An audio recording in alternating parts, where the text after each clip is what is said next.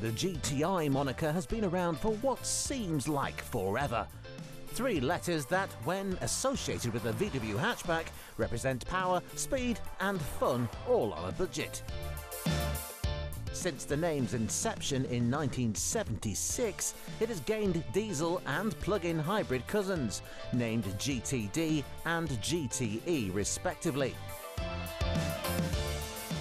With the Golf's 8th generation now taking on from where the 7th left off, VW has brought out its latest GTE model.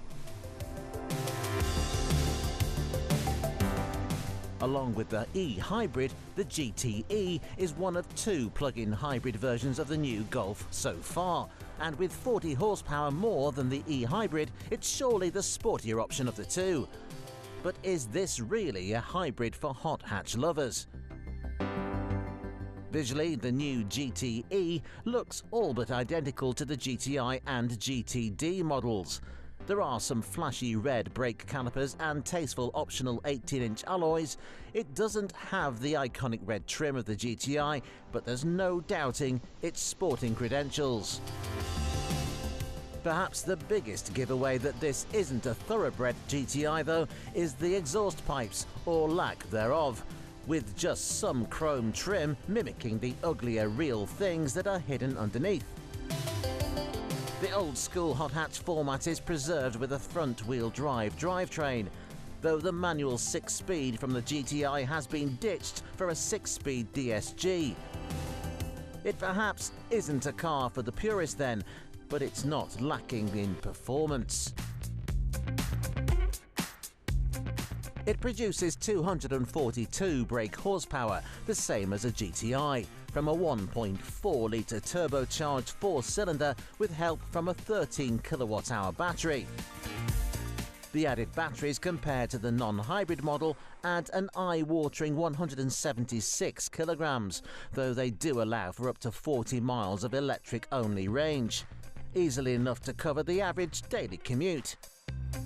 In all-electric mode, the sporty hybrid will reach a maximum of 80 miles per hour, while the petrol engine will boost that to 140.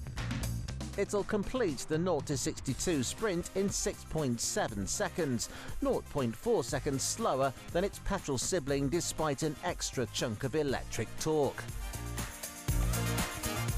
With its tartan sports seats, the GTE continues the long-standing tradition in Golf GT models. The rest of the interior is like any other Mark 8 Golf.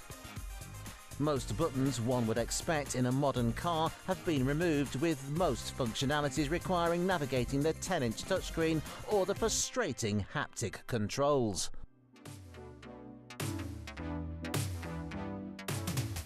Combined, the VW Group has a variety of sporty plug-in hybrids, one of which is this, the Skoda Octavia VRS.